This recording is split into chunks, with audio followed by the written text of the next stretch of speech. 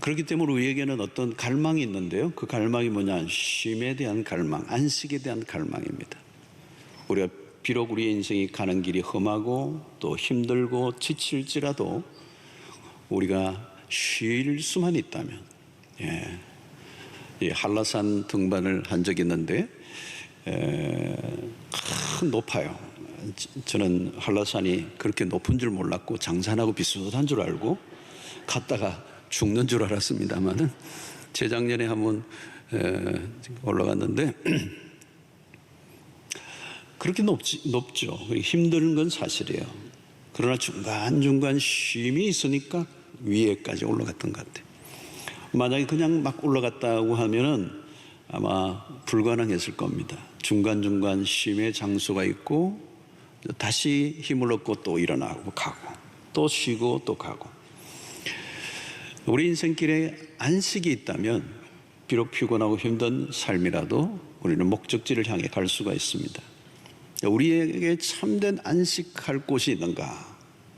질문을 해보면 우리의 영원한 안식은 천국에 가야 가능하지만 이 땅에 우리의 삶의 안식이 있다면 아마 그것이 가정과 교회가 아닌가 하는 생각이 듭니다. 가정에서 우리는 육체적 안식을 얻고 하루 종일 일하다가도 저녁에 집에 가면 육체적 안식을 하고 또 정신적 심리적 안정감을 누리고, 교회는 또 어떤 것입니까? 우리의 영혼의 안식처입니다. 우리의 영혼이 방황할 때 하나님을 만나고 교회에 와서 이제 안식을 누리는, 회복을 경험하는 곳이 바로 교회죠. 그런 관점에서 이 가정과 교회는 너무도 중요한 곳입니다.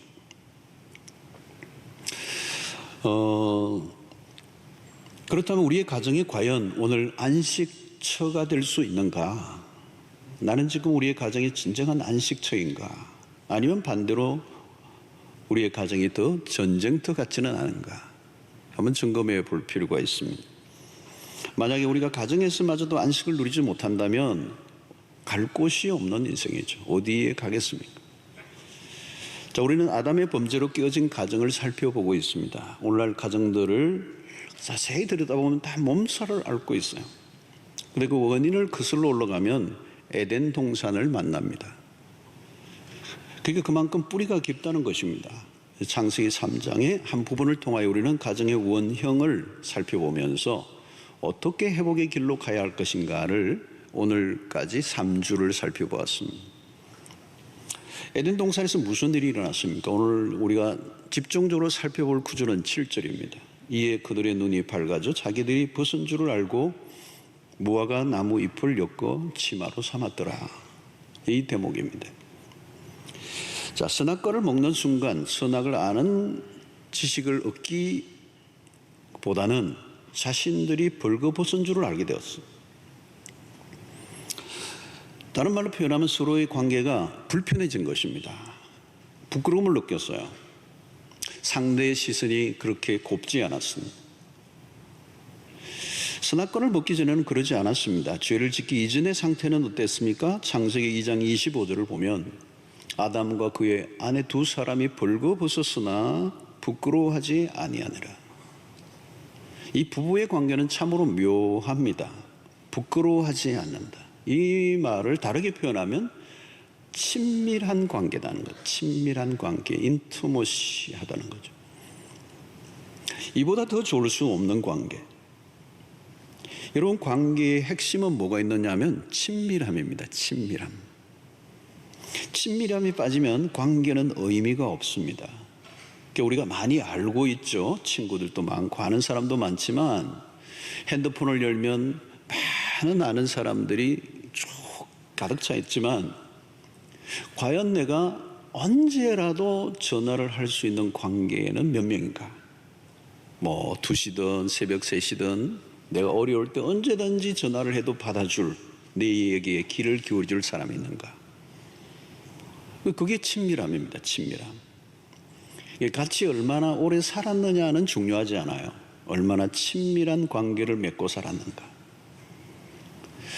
자, 관계의 건강성은 친밀도로 측정될 수 있습니다. 물리적으로 한 공간에 같이 있었다는 것만으로는 안 돼요. 마음을 같이 나누고 감정의 교류를 충분히 나누는. 자, 부부관계는 얼마나 친밀한가에 따라 달라집니다. 친밀함이 깨어지면 그 순간부터 모든 게 힘들어지죠. 그래서 사랑의 다른 이름이 친밀함입니다. 친밀함이 있으면 뭐 어떤 것을 주고받지 않아도 그냥 존재 자체로 좋은 것이죠. 우리가 하나님과의 관계도 마찬가지입니다. 친밀함이 없는 관계는 종교 생활이라고 말할 수 있습니다. 구약 성경에 하나님은 종종 이스라엘 백성들을 향하여 형식적인 제사를 거부하실 때가 있습니다. 이스라엘 백성들의 신앙의 핵심 안에는 제사 제도가 있는데 하나님은 그 제사 제도를 거부하시는 거예요. 왜냐하면 너희들이 마음에는 원하지만 마음은 겉으로는 제사를 드리고 겉으로는 입으로는 나를 존경한다 하지만 마음은 나에게서 멀다는 것입니다. 어린 시절부터 교회를 다녔지만 하나님과 일정한 거리를 유지하고 신앙생활을 하는 사람이 있습니다. 관계가 더 이상 어떻게 좁혀지지 않는 그냥 딱 어떤 상태에 규격화되어 있는 거죠. 사회적 거리두기가 아니라 하나님과 거리두기를 하는 겁니다. 10년과 20년, 30년을 살아오면 그만큼의 더 친밀함이 깊어져야 되는데 거리가 딱 정해져 있는 이게 종교생활입니다. 자신이 하나님에게 가까이 다가가려고 하지도 않고 하나님이 나에게 다가오는 것도 원하지 않습니다. 이 의례적 관계죠.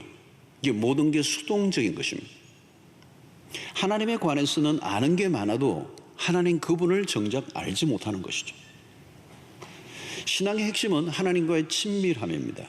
예배가 뭘까요? 하나님과 친밀함을 나누는 시간입니다. 하나님의 사랑을 느끼고 또 감정을 나누고 내 속에 있는 깊은 얘기를 자연스럽게 끄집어내고 고백하는 것. 이러면서 하나님과 우리의 마음이 통해지는 교류가 일어나는 시간이 바로 예배예요. 다윗의 영성의 핵심은 하나님과의 친밀함이었습니다. 그의 특징은 고백이 언제나 1인칭이었습니다. 우리가 잘 아는 시편 23편 1절을 보면 여호와는 나의 목자시니 나의 목자시니 내게 부족함이 없으리로다. 그가 나를 푸른 초장에 누이십니다. 자, 이것은 다윗의 이야기가 하나님의 이야기고 하나님의 이야기가 다윗의 이야기예요. 다윗과 하나님이 다 엉켜 있어요. 다 어울려 있는 것. 어떻게 분리가 불가능한. 다윗은 자신의 일상이 하나님의 임재 속에 살았습니다. 나의 목자. 하나님에 대해서 너무도 자연스럽게 고백하고 있는 것이죠. 그것은 하나님이라는 존재가 추상적인 신이 아니고 매일 아침에 매 순간 길을 걸을 때 조약돌을 집을 때 그 사자와 곰과의 사이에서 지켜내셨던 그 하나님의 그 손길을 늘 경험했던 일상이었다는 거죠. 그러니까 여러분 이것은 다윗의 영성의 핵심입니다. 친밀함이에요. 문제는 죄가 그 친밀함을 깨뜨리고 말았습니다. 인간이 종교적 열심으로 하나님께 다가가려고 하지만 도리어 더 멀어졌죠. 죄를 지음으로 하나님에 대한 두려움이 찾아왔습니다. 그래서 의식적으로 낯을 자꾸 피하는 것이죠. 친밀함이 사라져버린 것입니다. 이 친밀함이 사라지면 재미가 없어요. 흥미롭지도 않고 자발적이지도 않고 내 안에 일어나는 어떤 감흥이 없습니다. 자, 부부관계도 마찬가지입니다. 친밀함이 없는 의무적 관계는 재미가 없죠. 기쁨이 전혀 없고요. 자발적이지도 않습니다. 여러분, 친밀도가 높은 가정은 서로의 존재 자체가 편안하고 자연스러워요. 서로의 존재에 대해서 밀어내지 않고 강요나 억압이 없습니다. 자녀들과의 관계도 마찬가지입니다. 부모와 자녀와의 관계 속의 건강성도 역시 친밀감으로 결정됩니다. 자녀들에게 가장 필요한 게 뭡니까? 친밀함입니다. 친밀함. 우리 어릴 때 아이들이 그 친밀함을 옛날에는 많이 느꼈던 것 같아요. 할머니가 업어주고 이모가 업어주고 고모가 업어주고 그리고 막 비비고 그냥 뒹굴고 한 이불에서 뒹굴고 이런 것들이 있었죠. 그런데 여러분, 이 모든 것을 오늘날 다 주는데도 이 친밀감을 아이들이 느끼지 못하는 경우가 많아요. 그리고 가능하면 빨리 떼어버려요. 어디에 자꾸 맡겨버리고 이 스킨십의 기회가 별로 없어. 함께하는 즐거움을 잃어버린 것입니다. 여러분, 어린아이들이 너무 일찍 분리감을 느끼고 친밀함을 느끼지 못하면 애정결핍에 시달리게 됩니다. 이 어릴 때 애정결핍을 겪었던 이 사람들은 나중에 성장해서도 그 애정결핍이 그대로 채워지지 않은 상태 속에 있기 때문에 성장 이후에도 그 증세가 나타납니다. 그래서 어떤 형태로든 그 애정을 채우려고 하는데 그 방식을 알지 못하고 때로는 거짓된 친밀감을 통하여 자신이 만족을 얻으려고 하다가 사고를 낼 때가 있습니다. 자, 하나님은 부부의 관계 안에서 참된 친밀감을 누리게 디자인을 하셨어요. 아담과 하와가 죄를 범한 순간부터 서로의 관계 안에 두려움이 찾아오고 그 두려움은 친밀감을 밀어내어 버렸어요. 부부 사이에 다른 어떤 것도 끼어들 수 없어 가까움을 느껴야 진짜인데 이 친밀감이 죄로 인하여 잃어버린 것입니다.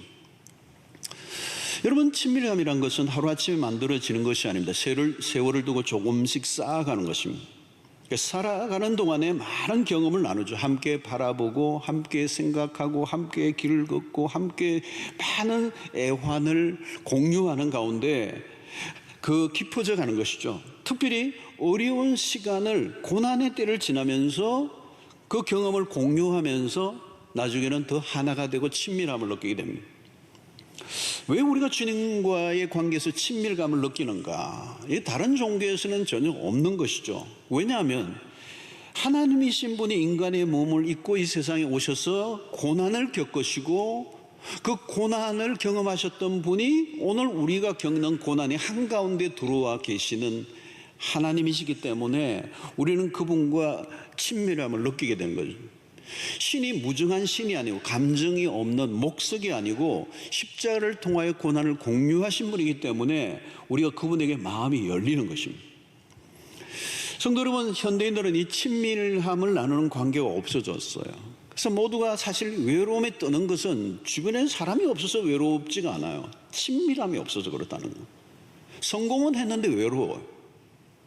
높은 자리에 앉았는데 외로운 거예요. 돈은 많은데 너무 외로워. 맛있는 것은 마음껏 먹을 수 있는데 외로운 거예요. 외로운 거. 여러분, 문제는 결혼을 하고 아내가 있는데 외로운 거예요. 남편이 있는데도 외로워요. 네.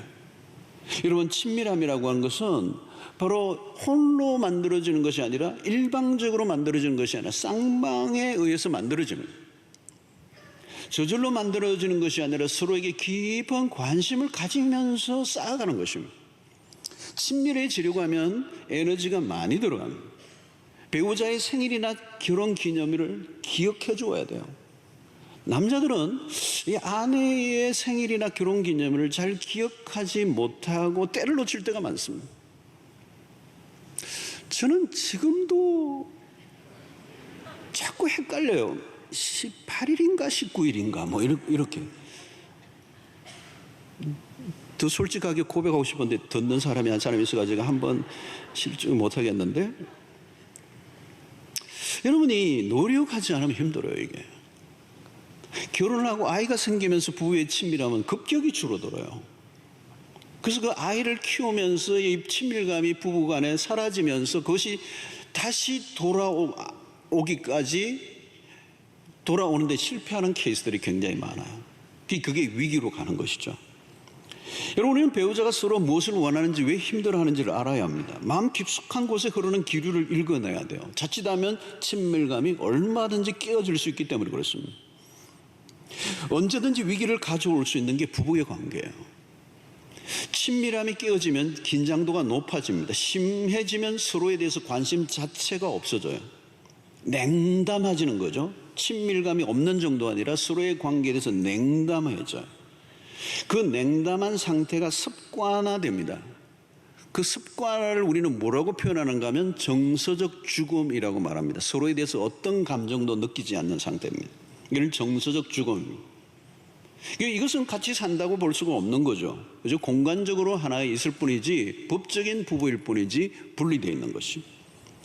친밀함이 사라진 가정은 사실 불행한 것입니다.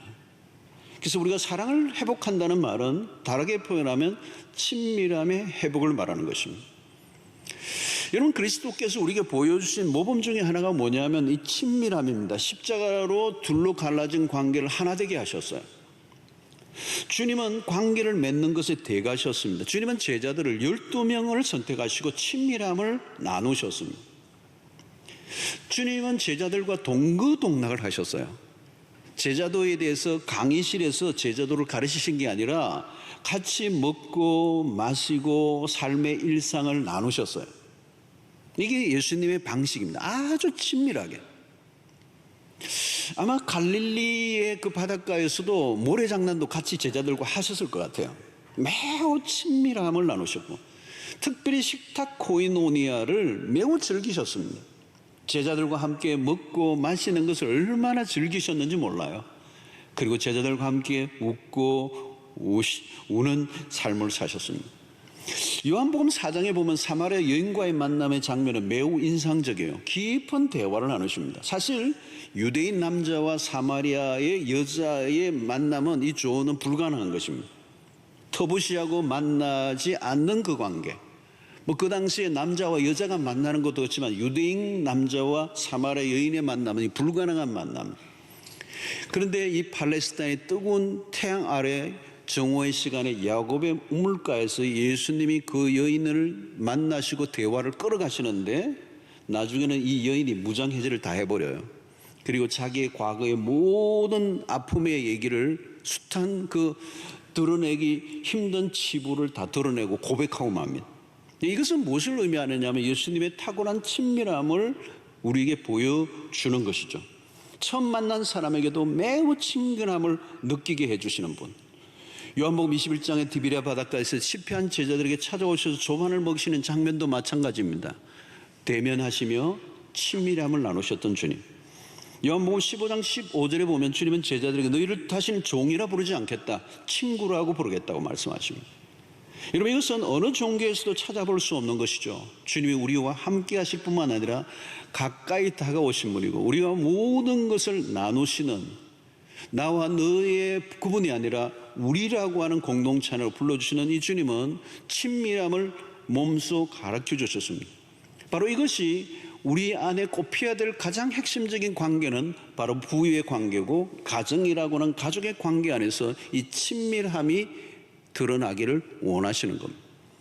자, 그런데 이 친밀함이 깨어졌어요. 그리고 그 깨어질 때 일어났던 증상 중에 하나가 뭐냐?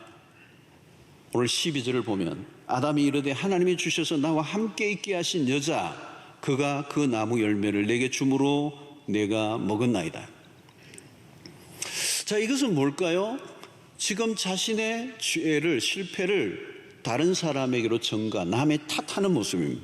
자, 이게 친밀함을 깨는 매우 위험한 행동입니다. 가정에서 책임을 져야 할 사람은 아담 자신이었습니다. 하와 역시 지은 죄에 대해서 책임을 져야 돼요. 그런데 하와는 뱀에게, 아담은 여자 때문에, 당신이 나에게 주신 그 여자가 나에게 주어 내가 먹었습니다. 이것은 하나님에게도 책임을 넘기는 것이고 아내에게도 책임을 넘기는 것입니다. 아내도 자기가 먹었는데 뱀에게 책임을 넘기고 있는 거죠. 여러분, 이 불행한 가정은 문제가 터질 때마다 특징이 있어요. 서로에게 책임을 전가하는 것입니다. 내 탓이 아니고 당신 탓이라는 것. 이 부부의 관계 안에서 서로의 책임을 떠넘기면 답이 없습니다. 자녀의 문제든 무슨 문제든 일어날 때 서로에게 책임을 넘기는 것입니다. 나는 죄가 없다는 것이죠. 상대에게 모든 것을 떠넘기는, 책임을 넘기는 이 태도는 아담의 후예임을 입증하는 것입니다. 이런 건강한 가정은 어떤 문제가 생길 때마다 책임을 서로 지려고 하는 것입니다. 매우 이게 중요해요. 내가 부족해서 그랬다고.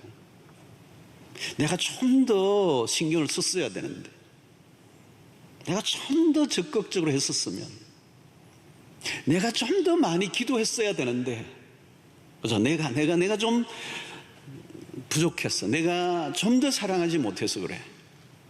그죠? 내가 내 자리를 지켰어야 되는데, 내가 바로 가르쳤어야 되는데, 내가 그때 그 얘기를 좀 해줬어야 돼. 내가 잘못했어. 이게 건강한 가정이에요. 여러분, 사랑의 다른 말은 뭔가요? 책임을 지는 것입니다. 책임을 지는 것. 이기적인 사람은 책임을 지지 않죠. 여러분, 남편이 져야 할 책임이 있고요, 아내가 져야 할 책임이 있습니다. 남자는 가정에 대한 책임을 져야 돼요. 남편이 아내의 머리가 된다라고 하는 이 에베소서의 말씀은 책임의 원리를 말하는 것입니다. 높다는 얘기가 아니에요. 책임을 지지 않는 남자. 어떤 사람은 힘들다고 어디론가 가버립니다. 자녀들을 부양하는 책임을 지지 않으려고 합니다. 가족들을 방치해버리기도 합니다. 아내도 마찬가지로 남편의 돕는 배필로서의 책임, 이 에젤이라고 하는 돕는 배필이라고 하는 것은 작은 책임이 아닙니다. 아주 큰 책임입니다. 각자에게 지워진 책임은 결코 작은 것이 아니죠. 부부는 가정 안에서 서로에 대한 책임을 지는 것보다 우선적인 거 없습니다. 우리가 많은 사회 속에서, 때로는 교회 공동체 안에서 곳곳에서 우리가 져야 할 어떤 나름대로의 포지션에 따라 져야 할 책임이 있지만, 가장 우선적이고 중대한 책임은 가정 안에서 부부가 서로가 져야 될 책임이라는 거죠. 이게 성경의 원리예요. 그래서 문제가 있으면 내가 책임을 지려고 하는 태도, 그것을 다른 사람에게 넘기지 않는 것. 여러분, 이 아담과 하와는 오리발의 원조예요. 오리발의 원조. 아담의 후예들은 남 탓하는 일의 전문가입니다. 어디든지 가보십시오. 힘들어지면 내 탓이라고 하는 사람 별로 없어요. 예. 나라도 마찬가지. 나도 여당은 야당, 야당은 여당, 내 탓을 해버리죠. 서로 끝없이 손가락질을 합니다. 여러분, 인간관계가 꼬이는 원인이 여기에 있습니다. 문제의 책임을 자기로부터 시작해야 된다는 거죠. 예. 사실 교회도 마찬가지. 교회 문제가 일어나면요, 다 목사 책임이에요, 사실. 부부가 싸워도 목사 책임이에요. 그렇다고 저에게 막 해결해 달라고 오시면 제가 길이 없습니다만은, 제가 목양을 잘하면 부부 싸움도 덜 할 텐데, 은혜 받고 그러면 싸우려고 하다가도 안 싸울 텐데. 제가 호주에 가서 목회하는데 그렇더라고요. 교회가 막 어지러우니까요, 교회가 막 혼란스러운 교회에 다니는 사람들은요, 멀쩡하던 부부가 싸우더라고. 교회가 은혜로우니까요, 싸우던 교인들이 왔는데 회복이 되더라고. 그리고 목사 책임일 가능성이 있는 거죠, 목회에 관한 부분에서. 여러분, 우리의 성숙의 특징은 뭘까요? 책임을 지는 태도예요. 책임을 지는 거. 여러분, 책임을 진다는 것은 어려운 일입니다. 책임을 지려고 하면 희생이라는 대가를 치러야 되고, 그 대가는 혹독할 수도 있는 거거든요. 여러분, 결혼 정년기는 언제인가 이렇게 물으면 저는 그렇게 생각이 돼요. 서로에 대해서 책임을 지려고 하는 준비가 되어 있어야 됩니다. 괜히 문제를 남에게 넘기고 어려움을 피해버리려고 하는, 책임을 지지 않으려고 하는 태도를 가지고 있는 사람이 결혼하면 어떻게 돼요? 그 위험한 것입니다. 사실 결혼이라고 하는 것은 비장한 일입니다. 특히 남자에게 있어서 더 비장해요. 왜? 가정에 에덴 동산에서 아담에게 준 책임이 크거든요. 그러니까 아내에게 말씀을 제대로 전달하지 못했던 이유도 있고, 그 하와의 범죄의 영향을 어떤 형태로든 책임을 남자가 져야, 아담이 져야 되고, 신약에서도 마찬가지입니다. 아담의 죄로 따집니다. 하와를 얘기하지 않아요. 아담에게 책임을 묻습니다. 그러니까 여러분, 이 결혼이라고 하는 것은 남자에게서 더욱더 책임의 관점에서 매우 비장한 일이라는 거예요. 남편의 역할을 해낸다는 것은 거의 순교적 삶이에요, 오늘날도. 우리 돈을 벌어 가족을 먹여 살리는 것뿐만 아니라 가정에서의 모든 일들을 해서 좋은 아빠, 좋은 남편이 된다는 것은 힘든 일이에요. 단기 선교 갔다 오는 것보다 훨씬 더 힘들어요. 어떤 분들은 가정이 막 힘들어가지고 단기 선교 빨리 갔다 와서 고민을 좀, 가정의 스트레스 잊어버리려고 가는 분들도 계시더라고요. 여러분, 결혼식에서 핵심이 하나 있는데 그게 뭐냐면 서약하는 일입니다. 서약하는 일. 결혼식 다 아무리 프로그램 좋고 순서 잘 좋아도 핵심은 서약하는 시간이에요. 서약 시간. 예.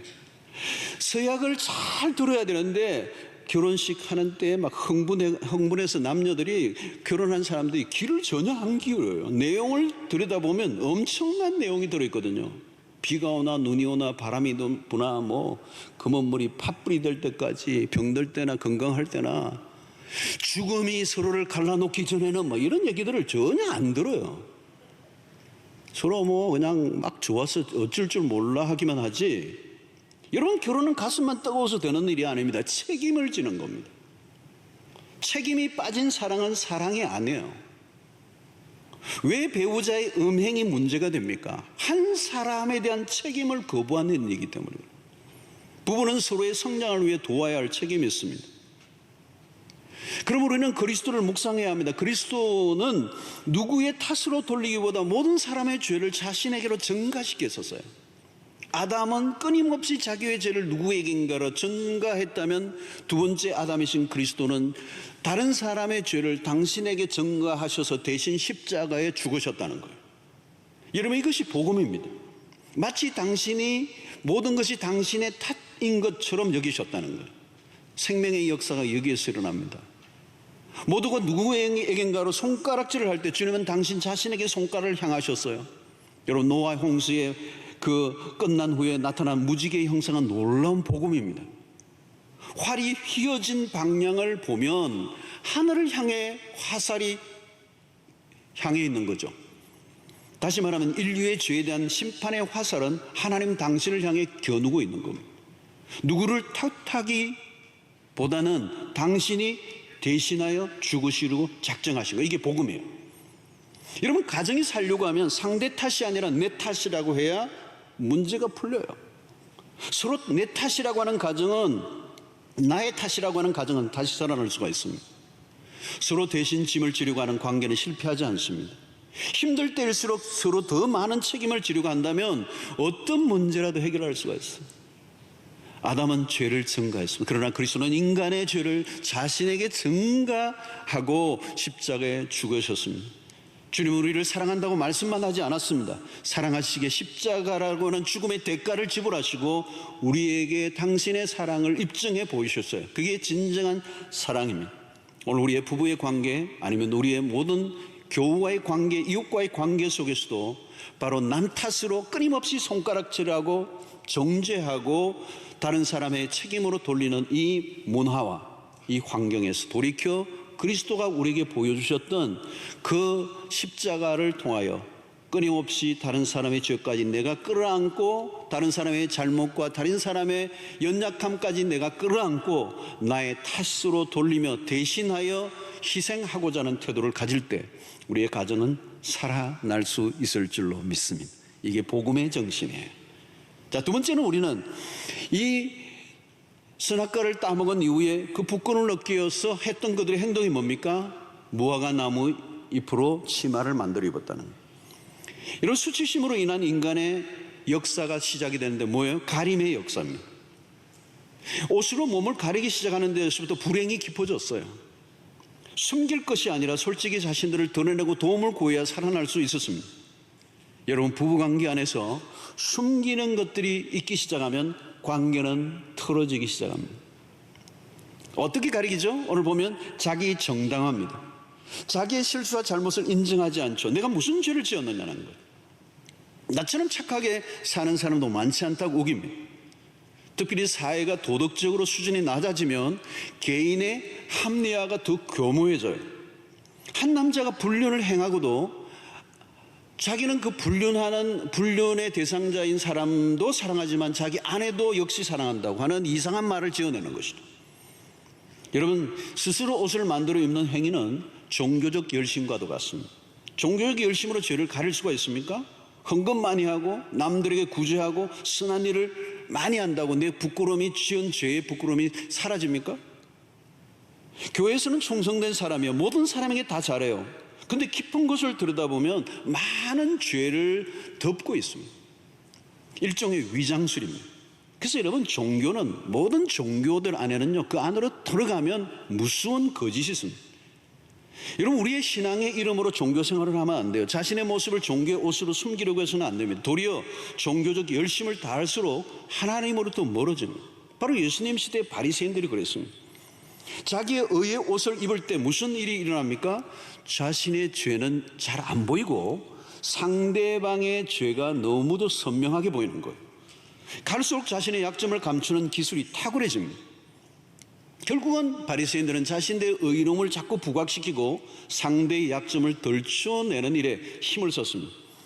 자신의 정당성을 확보하느라 혈안이 된 것이죠. 그래서 문제가 많을수록 더 그럴듯해 보이려고 애를 쓰는 것입니다.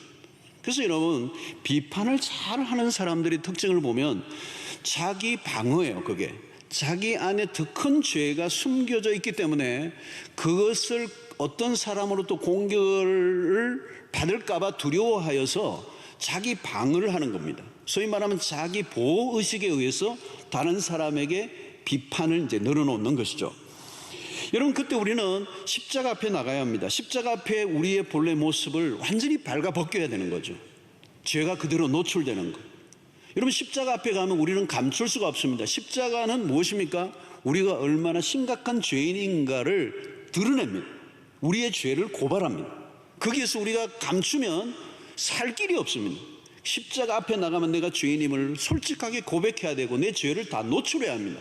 그리고 그 십자가를 붙잡을 때 우리는 용서를 얻을 수가 있습니다. 근데 만약에 우리의 죄를 가리면 그 십자가를 거부하는 것이 되는 것이고 우리는 죄의 문제를 해결할 길이 없어요. 정직해야, 십자가 앞에서는 정직해야 사는 것이고 숨기면 죽게 되는 것입니다. 여러분, 부부관계가 친밀해지려고 하면 답은 딱 하나예요. 정직해지는 겁니다. 가면을 벗어야 돼요. 부부가 각자의 비밀 창고를 하나씩 만들어 놓으면 그는 폭탄을 안고 사는 것과 똑같아요. 불안한 것입니다. 그래서 갈수록 부부가 함께는 살지만 담이 더 높아져 가는 거죠. 여러분, 평소에 마음속에 숨겨진 것을 자꾸 나누어야 돼요. 평소에 자꾸 나누어야 돼요. 힘들면 힘들다고. 여러분, 부부끼리 감정을 나눠야 돼요. 또 실수를 했으면 실수했다고 정직하게 고백하는 거예요. 거짓말을 했으면 거짓말했다고 고백하는 거예요. 괜히 자신의 실수를 다른 것으로 덮으려고 해서는 안 된다는 거죠. 어떤 사람은요, 자기의 실수를 덮기 위해서 분노를 자꾸 해요. 요즘 갑자기 막 화를 자꾸 내면 한번 캐볼 필요가 있어요, 여러분. 뭔가가 있는 거예요. 자꾸 분노함으로 자기의 실수와 어떤 허물을 덮으려고 하는 거예요. 여러분, 부부 사이에는 숨길 수가 없어요. 같이 살다 보면요, 해도 어하고 다 알아요. 작은 감정의 변화도 금방 읽어내고요, 말하지 않아도 다 합니다. 남편이 무엇을 숨기고 있는지, 아내가 무엇을 숨기고 있는지, 어디에 마음이 빼앗기고 있는지 척 보면 아는 것입니다. 무엇인가 숨기는 동안에는 말과 행동이 부자연스럽죠. 안 해도 될 행동을 하게 되고 의도적으로 눈을 피하기도 하고 안 해도 될 행동을 하는 것입니다. 여러분, 바깥에서는 연극을 할 수 있어요. 그죠? 몇 시간 동안에 교회 와서도 연극 얼마든지 할 수 있습니다. 한 2시간은 얼마든지 연극할 수 있어요. 근데 집에서는 연극이 불가능해요. 연극으로 살 수가 없어요. 가면을 벗어야 돼요. 숨기는 것들이 있게 될 때 그 틈을 마귀는 이용합니다. 갈라놓게 하고 분열을 시키고 나누어지게 하는 것입니다. 여러분, 정직해진다는 것은 두려운 일이고 처음에는 위험하죠. 그죠? 그게 드러나면 위험합니다. 죄를 짓는 순간 그래서 안전거리를 자꾸 유지하려고 하는 거죠. 그래서 나도 모르게 상대로부터 마음이 멀어지는, 이때 우리는 뭘 해야 되냐? 드러내는 용기가 필요해요. 마음을 열어놓아야 된다. 결국은 드러날 것을 미리 드러내는 일이 현명한 것입니다. 이런 부부관계 속에 가장 위험한 것 중에 하나는 의심이 찾아오는 겁니다. 의심. 이건 보통 무서운 게 아니에요. 그래서 신뢰가 깨어지는 것이죠. 정직하지 않다는 것을 알기 시작하면 신뢰가 깨어지고 그 신뢰가 깨어질 때 의심하게 되잖아요. 그러면 이게 다시 회복하는 데는 어마어마한 대가를 지불해야 돼요. 여러분, 솔직해진다면 그래서 어려운 일이 닥칠 수도 있습니다. 그러므로 그 솔직해지려고 하는 그 환경은 복음이 있어야 가능해요. 복음. 그것이 없는 상태 속에서 그냥 솔직해지면 이제 약점을 알게 되고 서로가 공격하기 시작하면 위험해지는 것이죠. 공격적으로 변하고 수치를 주고 불쾌감을 주고 모멸감을 주고 그러면 이 분노가 넘치면서 그 가정은 위기에 빠지고 맙니다. 복음이 있으면 우리는 서로 편안하게 정직해질 수 있습니다. 더 이상 감추려고 할 필요가 없어요. 왜냐하면 복음을 통하여 우리는 이미 다 과거가 드러난 사람들이에요. 여러분, 십자가 앞에 나가보던 사람들은 우리의 존재 밑바닥까지 다 모든 게 다 드러나 본 적이 있는 사람들이에요. 십자가가 뭡니까? 그 하나님의 외아들이 죽으실 만큼 우리는 심각한 죄인이라고 하는 사실을 밑자리부터 다 드러난 사람이기 때문에 더 이상 감출 게 없어요. 그래서 우리는 때로는 연약한 부분이 있는 대로 그대로 고백하고 괜히 허접한 것들로 우리의 자신을 포장할 필요가 없는 것입니다. 여러분, 약점을 그대로 인정하고 또 상대가 그것을 고백할 때 용서하고 이해하고 받아주고 품어주는 이 문화가 가정 안에 이루어져야 하는 것입니다. 여러분, 주님으로부터 받은 용서를 누구에게 실천해야 합니까? 바로 가족관계 안에 있습니다. 우리 모두는 용서가 필요한 존재예요. 완전한 사람이 아무도 없습니다. 내가 용서를 해주지 않는다면 나도 언젠가 용서를 받을 수 없어요. 여러분, 우리는 문제를 숨기는 것이 아니라 우리의 자신을 그대로 드러내고 인정하고 고백하고 용서를 구할 때 그것이 바로 함께 살아가는 비결인 것입니다. 에덴 동산의 가정은 놀라운 모습입니다. 벌거벗었으나 부끄러워하지 아니하였다. 이보다 더 가까울 수는 없어요. 무장을 해제한 곳이죠.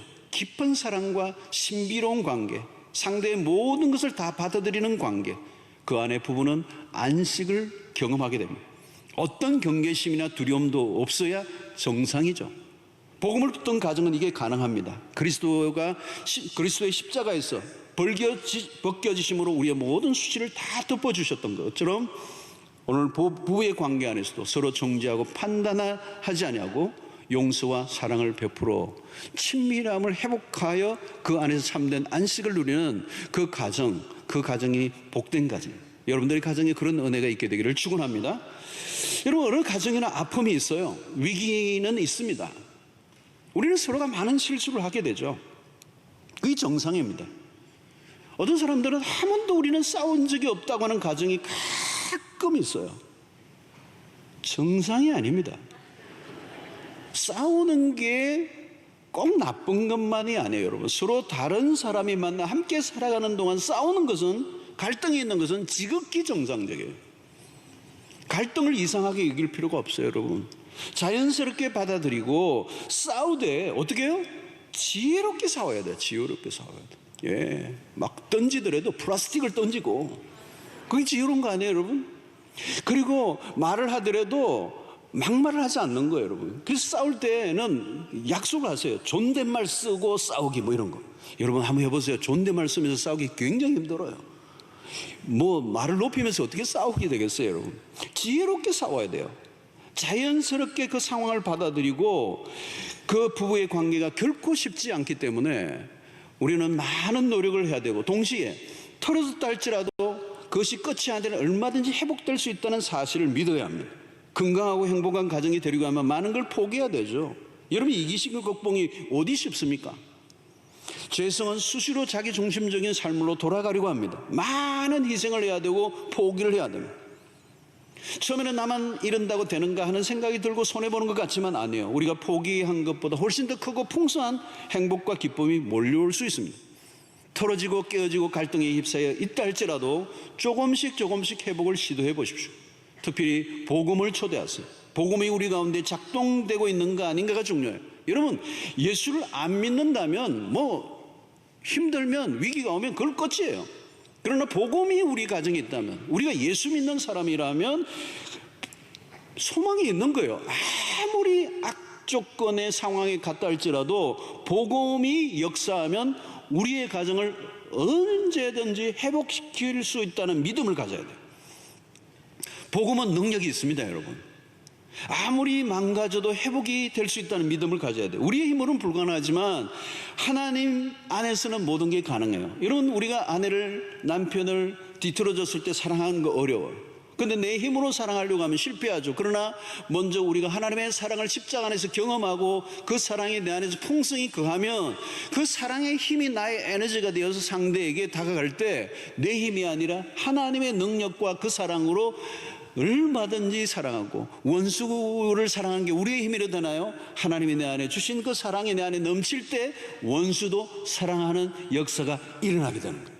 저는 미움으로 가득 찼지만 이제는 미움이 안 생기는 이유는, 아무리 나에게 힘들게 하는 사람이라도 미움보다는 그에 대한 긍휼의 마음이 일어나고 그를 위하여 중보 기도가 일어나는 이유는 하나님의 사랑이 내 안에서 역사하고 있기 때문에 가능한 것입니다. 사랑하는 성도 여러분, 오늘 우리의 삶 속에서 조금씩 복음 안에서 노력을 하기로 결단한다면 어느 가정이든지 하나님은 놀랍게 바꾸어 놓을 수 있음을 믿습니다. 기억하십시오. 하나님의 가정 안에서, 부부관계 안에서 누리는 기쁨과 행복보다 더 큰 것이 이 세상에 없어요, 여러분. 그동안 우리는 성공이나 돈을 너무 많이 우선시했습니다. 돈만 있으면 되는 줄 알았습니다. 아니죠, 여러분. 가정에서 누릴 수 있는 행복은 그 어디에서도 없습니다. 다른 데서 기쁨과 행복을 구하지 말라는 거예요.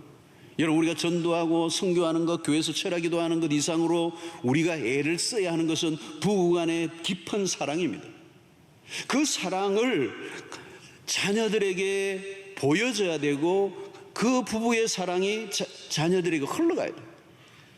그 사랑에서 나오는 에너지로 교회에서 봉사하고 그 사랑에서 나오는 에너지로 이웃을 사랑하는 것입니다. 이게 거꾸로 하면 안 돼요, 여러분. 가정은 망가져 있는데 바깥에서 하나님의 사랑을 실천한다고 불가능한 거예요. 그 하나님의 사랑을 가장 꽃피우고 열매를 맺어야 될 것은 부부의 관계 안에서 이루어져야 되는 것이고, 그 부부 관계 안에서 나오는 그 사랑과 행복과 기쁨의 에너지가 자녀들에게, 사랑방에, 이웃에게, 사회로 흘러가는, 그게 하나님이 원하시던 아이디어라고 하는 것입니다. 만약에 그것이 안 되면 우리가 다른 것을 좀 내려놓더라도 우리는 그 사랑을 회복하는 일에 힘을 써야 되는 것입니다. 우리가 하나님으로부터 받은 사랑을 꼭 피워내야 하는 1차적인 곳은 우리의 가정이고, 그 가정 안에서도 남편과 아내의 관계보다 더 우선적인 것은 없다는 사실을 분명하게 깨닫고, 이게 창조의 원리고 하나님의 뜻이에요. 가정은 다 망가졌는데 교회에서 아무리 많은 봉사를 한다 할지라도 그것은 하나님이 원하시는 뜻이 아니에요. 가정으로 돌아가라는 거죠. 가정이 회복되기를 원한다는 거예요. 그 가정이 회복되고 그 가정 안에서 복음이 부부의 관계 안에서 온전히 증명되고, 그것이 이 세상이 도무지 흉내낼 수 없는 찬란한 복음의 광채가 부부의 관계, 가정 안에서 꽃을 피워 드러낼 때 세상의 사람들이 감동을 받고 예수를 믿고 하나님의 영광을 보는 역사가 여러분들의 가정 안에 일어나게 되기를 축원합니다.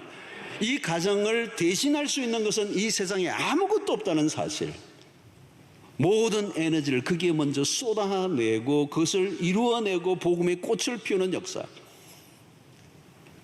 이 은혜가 여러분들에게 있게 되기를 축원합니다.